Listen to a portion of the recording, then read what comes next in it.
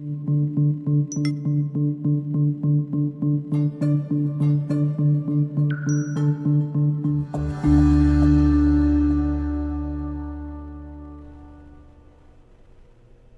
right, ladies and gentlemen, stay right where you are. I've got a super special guest today, Mr. Todd Tramonte, otherwise known as the over-under agent. Your week is about to be blessed beyond belief. Stick around. You're going to find out how right now. Real estate agents, are you struggling with the day-to-day grind, dialing for dollars, putting in hours of floor time with little to show for it? Are you looking for tips, tricks, and tactics to accelerate your career as an agent that will have you closing more homes, working with more clients, and earning more money than ever before? Hi, my name's Cliff Freeman, and I've spent the past 2 decades of my real estate career running one of the top brokerages in DFW and personally coaching over 1,000 high-performing real estate professionals across North America. I created this podcast to share the strategies and tactics you need to explode your real estate business. I guarantee it. Yes, I guarantee it. And we are live from Dallas Lincoln Center, right near the intersection of the Tollway and LBJ Freeway. And I'm super excited to have an unbelievable guest on the show today. I want to just welcome Todd Tramonte to the show. And I want to say that this guy is a dear friend of mine, and we've had a business relationship for a number of years now. And got to have lunch with Todd today, and I'm super excited to share some amazing stories that Todd's going to share with us today. And Todd, welcome to the show, my friend. It's good to see you, buddy. Thanks for having me. I appreciate it. You can be Yeah. honest with these good people that are watching and listening.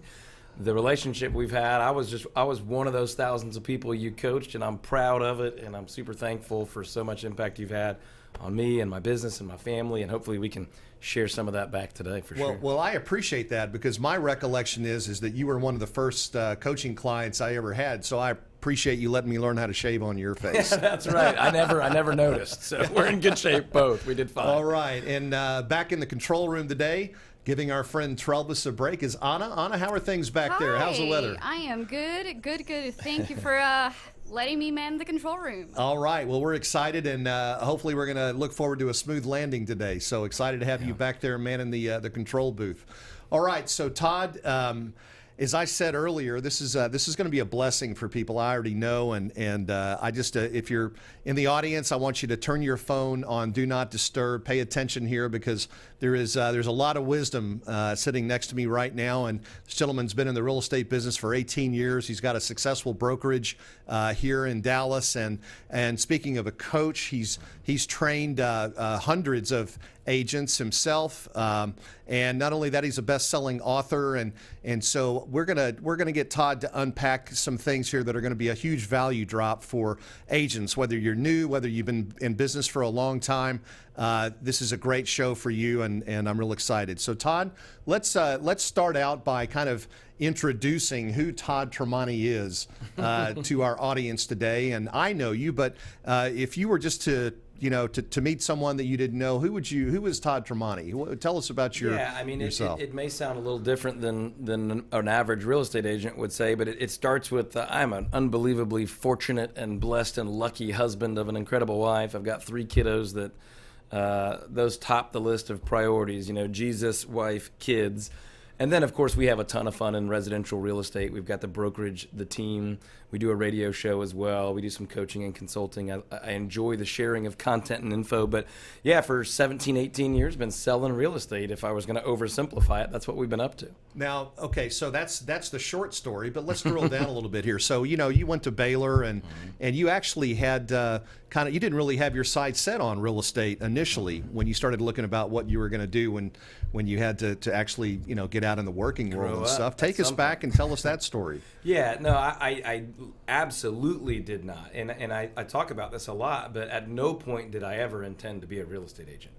I thought I was going to be in youth ministry or ministry of some kind for a long, long time. Went to college, went to seminary for a little while, graduate school for ministry, and somewhere along the lines really realized that real estate would be a great gig to make some money while being in ministry. And I think God, kind of made it clear to me that real estate may be the full-time gig, and ministry can happen during work, and et cetera, et cetera. And so began flipping houses to a point that got a little crazy. We were doing 6 or 7 houses a month there for a while between Houston, Waco, and Dallas. I only got my real estate license for that reason, to flip houses and earn my own commissions. I thought I was pretty clever. Fast forward a little bit more, I got married. My wife's an accountant at a Big 4 accounting firm, doing very well. I quit a decent job I had to go and be an entrepreneur in the world of real estate. But that morning, I woke up as my wife left to go to Deloitte, a very impressive job, and said, uh-oh, I think I'm a realtor. It was not something I was proud of. That was not a label that I felt resembled the level of expertise I wanted to offer. And so really that was the beginning of my journey of saying, I've got to do this better. I have to really own a business. And so there's a million stories along that line. You're a big part of that. But that was the beginning of saying, real estate's going to be the thing, but we can't be normal. Yeah. Well, and you've dedicated your life to Christ, and you've dedicated yourself to your business. And I've never known you to do something kind of halfway. I mean, if you're going to do it, you're going to do it right. But so you didn't really think that you would wind up going down this realtor path then. And actually, for a lot of us in the business, we didn't get started right out of college. Some of us got into the business. This is like our 6th or 7th career, right? It's like this is just where you wind up because you have a collective library of experiences in your life that all kind of contribute to helping you become able to better serve people. You learn a little bit in everything you do.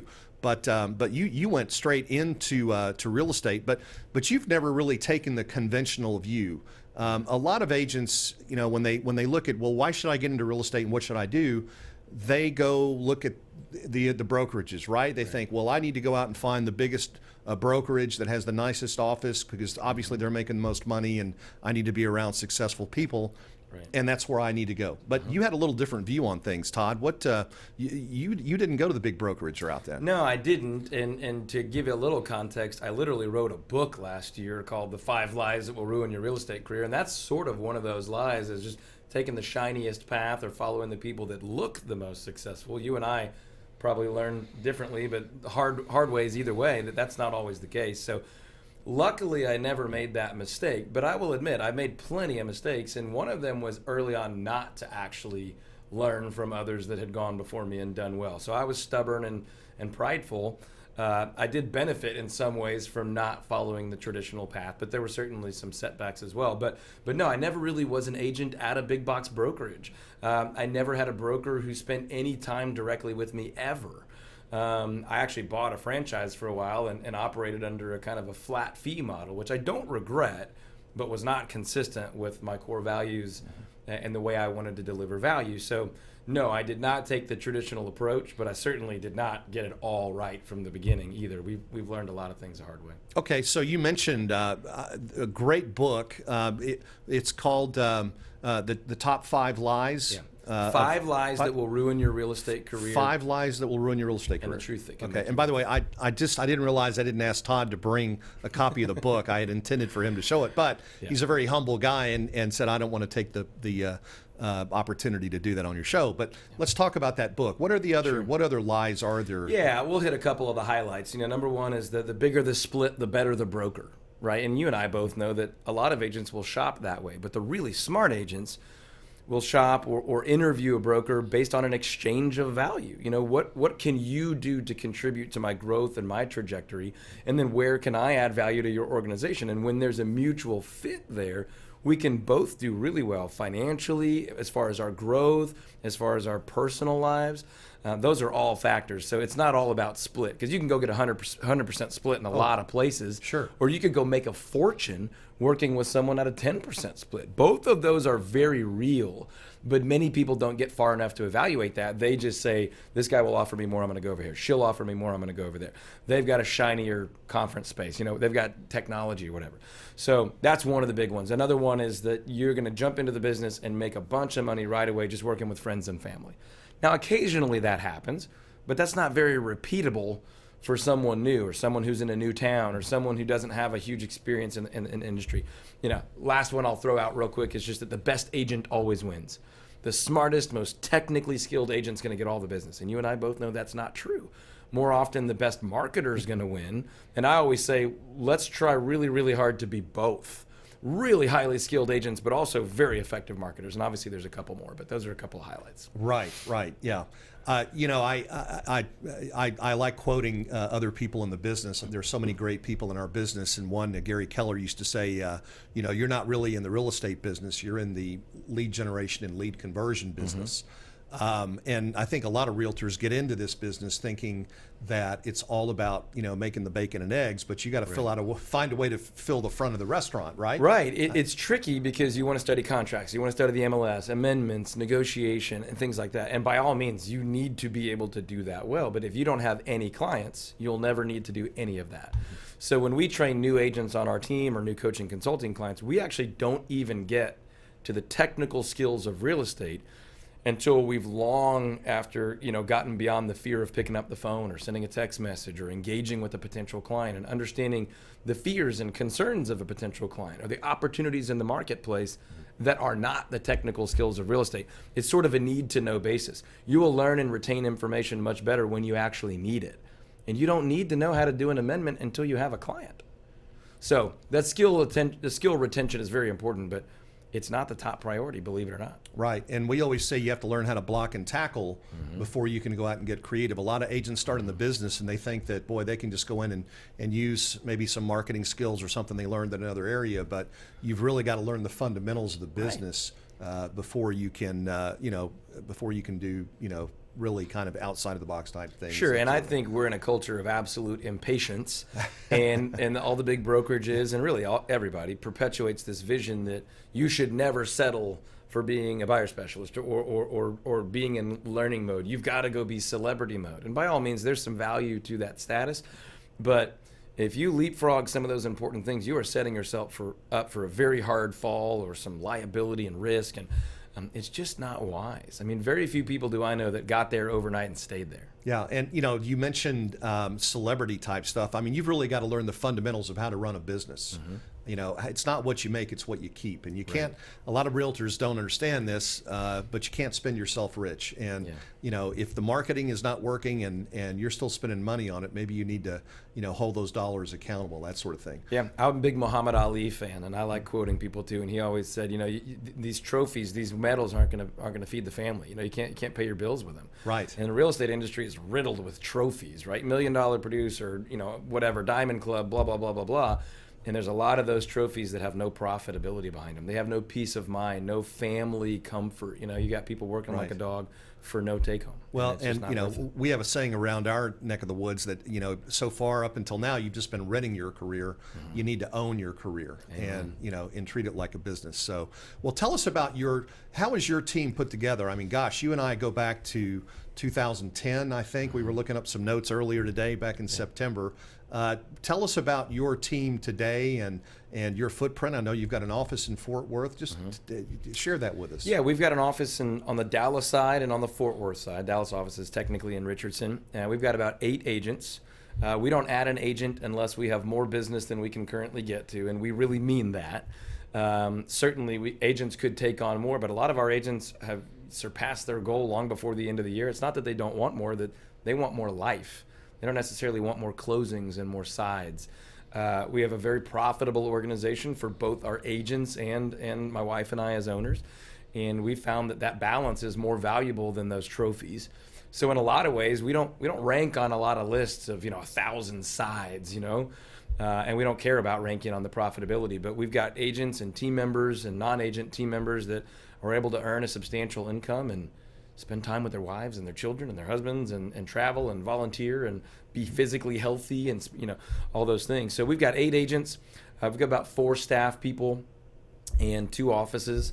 We're looking to add maybe 1 or 2 more agents this year. We've got kind of some lead flow and client care good problems, but where we could feed another agent or 2 almost a full-time pipeline if we got the right people. That's one of our biggest challenges, is not getting applicants, but finding the right fit. Right. It very rarely starts with real estate experience or real estate skill. It starts with values and attitude and intention. And once we find that fit, like we just said, we can train for the skill. It's not easy, but it's fairly simple. Well, talk through that a little bit. So you're looking for a good core value fit. And so what's that interview process like at your firm? Yeah, so it's lengthy compared to the average real estate brokerage model, So we'll start with a phone call after one of a couple of different potential ways to inroads to us. If that phone call goes well with our Raving Fan Club coordinator, that tends to get volleyed over to our team lead for, believe it or not, a second phone call. If that goes well, there'll be a first in-person interview. That's where I end up getting involved. If that goes well, there'll typically be a second face-to-face interview. And if that goes really well, the third face-to-face is usually a hiring. I mean, it's either that third one's not going to happen, or you pretty much expect an invitation and we're just checking the boxes and covering the ground. So that's, for a lot of people, that's an annoyingly long process. But we put so much time, energy, money, resources into that hire that if that process weeds some folks out, we're okay. And the people that are still really fired up by the end, it's like we would both feel crazy not to work together. Great. That's the only time we move forward.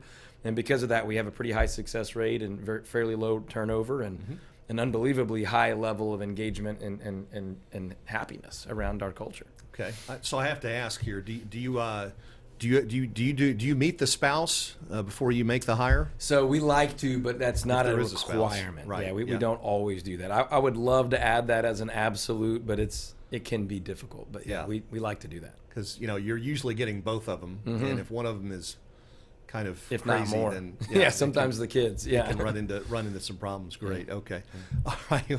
Well, that's 8 agents and. Let me see. You said you might have room for one. Where is your firm going to be in 5 years? What's your crystal ball It's a showing? wonderful question. And I'll tell you, my wife and I have thought and prayed about this for years and years and years. We don't have this, and I don't say this like we have it all figured out, but our desire for growth is not about those numbers. It's about our impact, right? So every time we bring on a really great team member, we're able to impact at least one more family.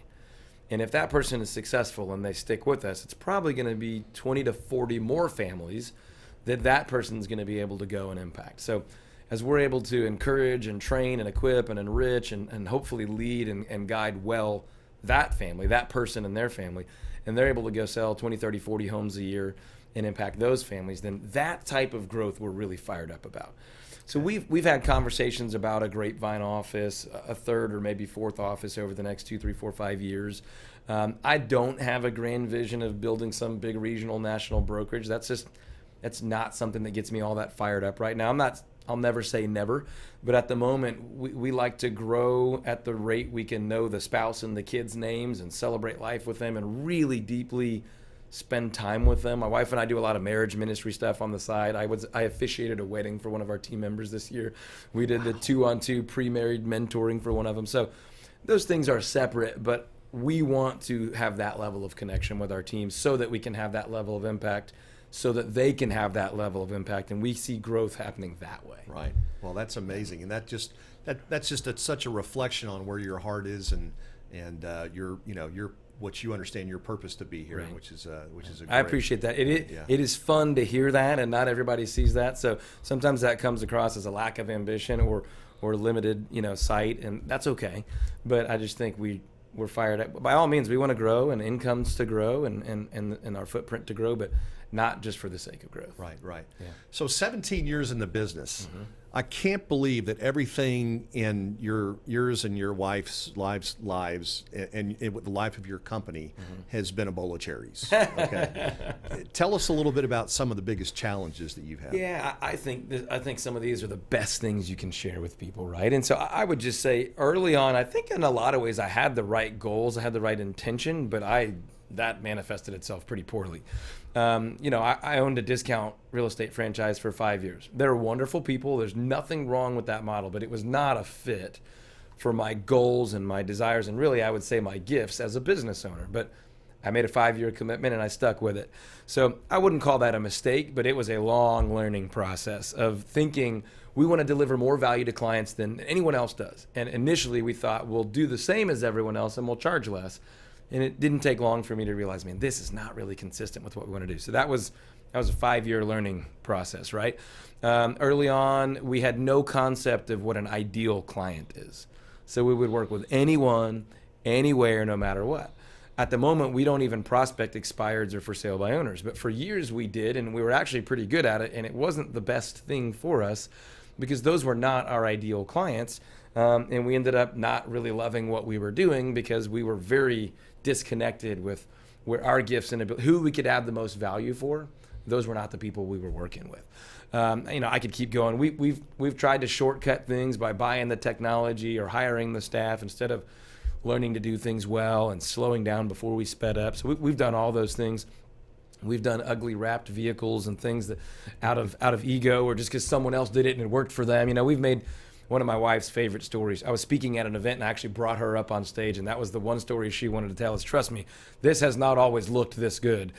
Todd used to drive around this ugly little yellow car. She laid it on me, but of course, we've goofed a lot of things up. And, there have been years where we were that picture of a lot of hustle and not a lot of profit in the early days. Yeah, gosh, and I remember some of those silly things back in the early days of coaching that we were espousing. Even how thank goodness the industry's changed and evolved and matured a little bit. Todd, tell us what industry thought leaders do you follow? I'll tell you some of the people that changed my life forever, and I've told them this repeatedly. There was a turning point for me at an event where I heard Curtis Johnson and Adam Hergenrother in a conversation together. And between the two of them, the level of confidence they had in their value that they delivered to a client and the value that they were able to accept in the form of compensation changed the way I thought about business forever. And literally it was a role play session about a client that was complaining about fees, and Curtis explained how he would go about it, and Adam responded, and I remember the line to this day. He said, "Oh, I didn't realize you were calling and asking me to take less for these incredible results I delivered you. I thought you were calling to offer me a bonus." And I never thought I can't believe he would say that. And I couldn't sleep for days. I was like, I need to be that confident in the value I deliver. Now the way we go about delivering value is a little bit different than those guys, but that opened my mind to a whole new world of the more value you deliver, the more control you take of your business, the more control you take of your compensation, the more control you can take of your process. And that's basically been our journey ever since, is how much value can we drive? And then can we be compensated differently? Can we hire? Can we compensate people on the team differently? Can we staff our company differently? Can we build systems and process differently? And part of my passion is to go outside of our industry and bring things back that people in our business aren't doing. But that was a very big learning moment and mindset shifting moment for me. And there have been many others. Let's unpack that idea for new agents that are watching the call today. Confidence. It's a huge part. I had a mentor who said one time that your sales skills would attribute about 15% to your success, say, for example, on a listing appointment. Your product knowledge, maybe another 25%. But the bulk of your success could be determined primarily by how confident you were on that listing presentation. If you were to have a conversation with somebody who just got their license, what words of encouragement would you speak to them, and where's the first place you would suggest that they really focus to get their confidence level up? And it is a difficult answer to question because there's so many things I would want to say. I can tell you how we do it on our team. We used to have a 12-week onboarding process. We've condensed it to 6, and it's just super intentional and intense for that reason. We want someone to expedite their confidence growth. We want them to expedite their feeling of experience. So many times on our team, an agent will be in their first or second or third transaction. And not negatively or critically, but they'll say, man, the other agent on the other side of this thing is like brand new. And you're like, you realize this is your second transaction, right? But they feel like it's their 50th because we've put them through an immersive training to build their confidence in their feeling of experience so quickly that they've shadowed agents on 20 or 30 or 40 transactions. They've role-played hundreds of scenarios. They've been physically in what we call an initial consultation, marketing or buyer side, and they've watched videos of dozens, if not hundreds more. They've been to closing, sat with lenders, with title companies, and on and on and on, so that by the time they are what we call in the game, they are playing at a championship level. So that's not a direct answer to your question. I know that. So what I would encourage an agent who's not on my team to do would be to shadow any successful people you can, to read. There's a handful of books I would recommend. I mean, I love Darren Hardy's Compound Effect. I love The Slight Edge. There's a ton of others. But anything you can do to take your mind out of that I'm new and everyone needs to know it mentality into This is about my ability to understand someone's needs and go meet those needs, and very little of that actually has to do with contracts and amendments and MLS logins and things like that. I believe the faster someone will be able to do that, deliver on the needs of their clients, solve their problems, and it's kind of like you said, it's not false confidence. It's confidence in your willingness to do whatever it takes to learn what you need to learn to solve the problem. So I would say jump in the game quickly, shadow as much as you can, work on your mindset more than your technical skill. Okay, that's great advice. So you mentioned 2 books, The Compound Effect, and the other one was Slight Edge. Slight Edge. Yep. Very similar category of book, but kind of a different approach to it. Okay, give me 2 more books that really influenced your real estate Yeah, career. I'm going to say Think and Grow Rich because it's kind of the required reading for entrepreneurial success, but I do think it's very, very good. I think Michael Mayer's book, 7 Levels of Success, is a really good book. It pulls from a lot of other traditional, well-known, coaching mentalities, but it's great to come at it from a relational perspective instead of thinking you're going to game the system with a new technology and shortcut success. Learning just to follow up, to have a lot of conversations, to deliver value, to be a listener, to focus on people's needs. I think that I could keep going. I have a whole list of recommended real estate agent readings, books to read. I'd be happy to send that to you. You could share it with whoever you want. Sure. But it's probably 30 books long. Okay, that would be awesome. Yeah, I'm sure our audience would appreciate that as well. I'll email it to you. Yeah. Okay, that's great. I'm going to shift gears a little bit here. Okay. Let's go back to Todd when you were younger. Who was your hero growing up? I'll give you a cheesy answer. It was in a good way, it was my dad. In a good way, it was my brother. And in some bad ways, it was my brother. But I wanted to grow up and be like my older brother, who was, in my mind, good at everything. But from a professional perspective, my dad was, when I was really young, he was one of the top salesmen in the world for IBM. And that meant a lot at that time. He was very, very good at his job. And then he became an entrepreneur, and there was, successes and failures of all kinds. And I never knew he was teaching me anything. He very rarely sat down and said, I want you to learn this. But he let me be around everything. He let me go on sales calls with him, train his salespeople, shadow him in meetings, pricing, manufacturing. I didn't know how much I was absorbing, but he was absolutely my hero because he had the confidence and he had a track record of whatever was in front of him, he was able to tackle. Now, like I said, there were entrepreneurial successes and failures, and I learned from both, probably more from the failures. But he was absolutely my hero. I mean, I had sports heroes and things like that, but I wanted to grow up and own a business, have people that worked, I don't want to say for me, but with me, that I was able to impact and lead them towards, prosperity in lots of areas of their life. And to this day, I'm still realizing how much I learned, but I'm like, I don't know where I got that from. I guess it was from, I remember being pretty young answering the phone. I think I sounded like a woman. That's why they let me do it. But I was probably 8 or 9 years old answering the phone and doing all kinds of stuff. So I clearly my dad. That's you and I must be kindred spirits because my dad had the same impact on me. I just wish I had listened a lot more carefully to some of the subtle points he was making when he spoke. But wow, that's amazing. Todd, I know we talked about your faith earlier and what an impact that's had. How big a part of your life is your faith right now? I mean, it's foundational. It's the only thing.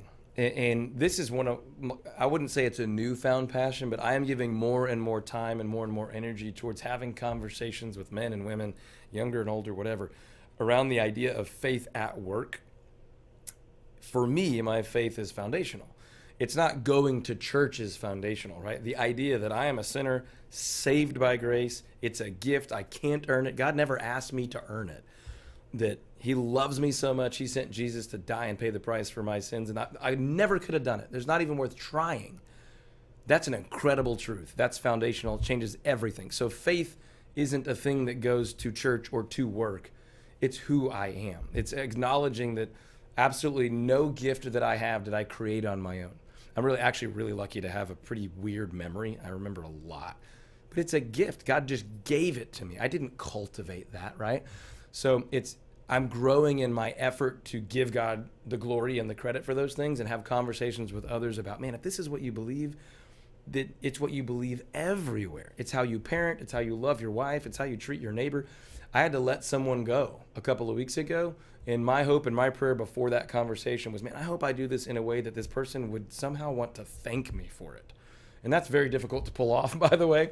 But it is not part of my life. It defines who I am. Everything in my life changed the day I realized I'm never going to figure this out. It's not even possible. And I'm much better off saying, okay, God, you're in control. You created me. You have a plan for me. You're in charge. I want to trust and follow you. And the more dependent I am on him, the better things go. Not financially. It's not that I don't have mistakes. It's a sense of peace as opposed to happiness. I'm not always happy. Bad stuff happens to me a lot. But this idea that eternally I'm in great shape regardless of what happens today changes everything. Wow. Well, your balance is incredible. You exude a peace about you. When people get to know you, they can tell that you're in his grip, as we like to say, right? Well, I appreciate it. Yeah, no question about it. I just looked at the clock and I can't believe how fast time has gone here. Out? But I do want to I would love for you to, let's see if we can drop a couple of quick nuggets on some of our audience today. What do you tell an agent who's out there busting their butt, struggling, but just in a rut, just not able to get things together, and the wheels are starting to come off? What can you say to an agent who needs help like that? Well, on the one hand, it's don't give up, never ever quit. I mean, you've heard that everywhere, but it is true. The magic pill in this business is consistency. It's not going to be a technology. It's not going to be some grand new idea. I think you work on the most leveraged thing you can work on, and many, many times that's our ability to communicate and persuade ethically on the phone. For a lot of us, a 1% increase in our conversion rate on the phone is going to be massive in the business. If you're not a phone prospector type of person, have more conversations. Talk to more people about the business of real estate. Jim Rohn says, you can make up for in skill you can make up for in numbers what you lack in skill. If you'll hustle enough, you can be successful. But if you add that skill piece, you can be exponentially more successful. So that may not sound like a huge encouragement. The other thing I would tell people is this is not a one-size-fits-all business. If you're trying to do business the same way in November that you were in June, you are doing this wrong. This is not one size fits all. If you only have a spring and summer mentality, you are harming your clients. You are in the way of their best interest. You've got to be able to create a customized strategy for your client, their situation, their timeline, the market they're in, the neighborhood they're in, the financial situation they're in. And you ought to be passionate about that. You ought to be ethical and expert enough to want to do that, instead of saying, I pull 3 comps, we average the numbers, that's what it's going to be all year long. We do MLS and we answer the phone. If that's your mentality, I would like to invite you to go and do something else, because we don't need any more of that in our business. Amen. Yeah, I heard that. Well, that's great advice. And you obviously, I know you pour into your agents and love on them, and that's why you've been so successful, and everybody in this community looks up to you. You're on the radio here, WBAP 820 on Saturdays, right? Saturdays at 3 o'clock. At 3 o'clock, and your buddy Jim Dutton, I guess you guys are on there together occasionally. Yeah, he does the show right before us. Yeah. Does the show right before you. That's awesome. Is there anything, Todd, that I didn't ask you that I should have?